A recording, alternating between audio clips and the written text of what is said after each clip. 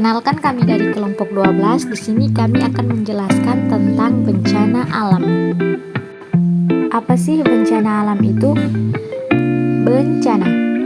Bencana adalah peristiwa atau rangkaian peristiwa yang mengancam dan mengganggu kehidupan dan penghidupan masyarakat. Apa penyebab terjadinya bencana? Yang pertama ialah alam, yang kedua non-alam, dan yang ketiga manusia. Jenis-jenis bencana alam. Pertama, banjir. Yang kedua, gunung meletus. Yang ketiga, gempa bumi. Dan yang selanjutnya adalah tsunami. Nah, sekarang kita akan menjelaskan tentang gempa bumi. Gempa bumi. Apa sih gempa bumi itu? Gempa bumi adalah guncangan atau getaran di permukaan bumi akibat pergeseran lapisan batuan di dasar permukaan bumi. Fenomena alam ini sering terjadi di Indonesia karena letak negara Indonesia yang berada pada lempeng benua. Apa yang harus dilakukan ketika terjadi gempa bumi?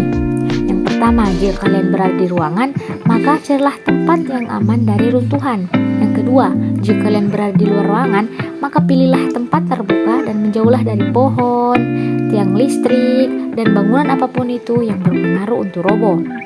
Yang ketiga, jika kalian berada di pantai dan gempa tersebut berpotensi tsunami, maka segeralah menuju dataran tinggi. Jika kalian bertemu dengan korban gempa bumi, maka ajaklah mereka mengobrol dan bersenang-senang bersama.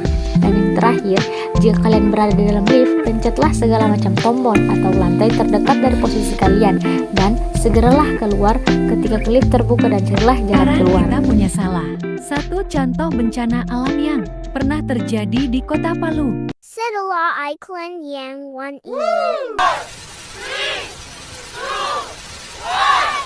Okay, are you ready? Mata papi.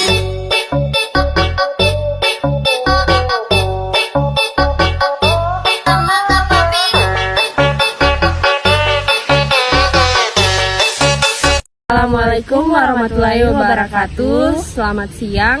Baik, sekarang kami berada di Kelurahan Balaroa, di mana tempat ini merupakan tempat terjadinya gempa bumi dan likuifaksi pada tanggal 28 September 2018. Baik, sekarang kita akan melihat situasi Kelurahan Balaroa sekarang ini. Sebelah sana. Kelurahan Balaroa di Kecamatan Palu Barat, Kota Palu, memiliki sejarah bagi ibu kota Sulawesi Tengah sebagai daerah tempat beradanya perumahan pertama di Kota Palu ini. Dibangun pada dekade 1980-an, wilayah itu menjadi salah satu daerah yang cukup signifikan perkembangannya di Palu. Namun, seperti peribahasa, malang tak dapat ditolak, mujur tak dapat diraih. Seketika keadaan tersebut berubah saat hari Jumat tanggal 28 September petang lalu. Gempa 7,4 magnitudo mengguncang Palu dan Donggala.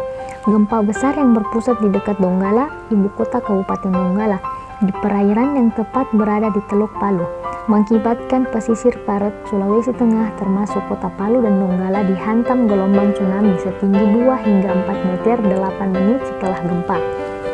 Meski tidak terdampak tsunami, hampir seluruh wilayah Kelurahan Balaroa, termasuk Perumnas Balaroa, terkubur oleh tanah yang mengalami likuifaksi atau ambles dan terkubur akibat gempa besar yang terjadi. Seketika itu juga, tak sedikit jiwa di wilayah tersebut turut terkubur oleh tanah bersama rumah dan harta benda mereka.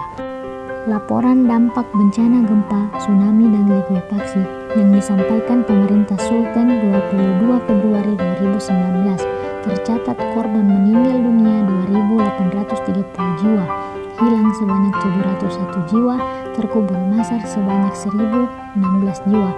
Jadi total jiwa adalah 4.204 jiwa. Baik, sekarang kita berada di perumahan warga sekitar dan kita akan mewawancarai salah satu warga yang berada di tempat kejadian pada saat itu. Dengan Bapak siapa?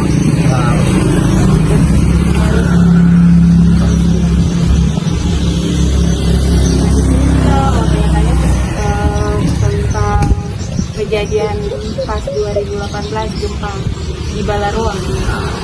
Kira-kira jam berapa gempa, Pak?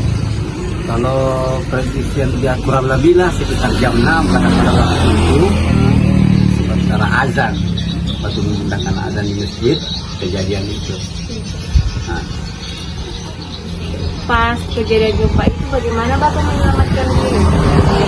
Bagaimana caranya Bapak sampai kurang berdiam diri di tempat pada waktu itu karena persoalannya kita mau lari ke depan itu jalan patah-patah, mau ke depan ada tembok rumah. Pada waktu itu kita terpaksa pada waktu itu hanya di tempat, jadi tidak bisa kemana-mana karena posisinya juga itu udah bisa lari kemana, semua akses jalan itu putus, di sini putus, di sana nggak bisa juga lewat karena di sana kan putus juga waktu itu. Pada waktu itu jadi kita kurang pasrah diri pada waktu itu. Jadi bagaimana bisa sampai Apa semua mengalir seperti di air sampah di atas laut itu mengalir. kayak air dia ya? Ya kayak ombak begini jalan. Tapi rumah Pak? Rumah jalan semua sampai sini lewat. Dari atas sana sekitar berapa ini kan kurang lebih kalau dasar orang bilang itu kurang lebih hampir 40 hektar, 30 hektar lah. Kurang lebih 30 hektar mengalir. Banyak sekali juga korbannya. Kalau korban seperti itu karena di sini dengan Petobo agak beda.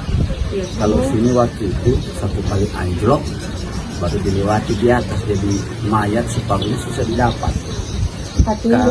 Kalau Petobo kan air dari bawah yang muncul, lumpur dari bawah muncul, itu masih berjalan sekitar 4-5 meter. Ya,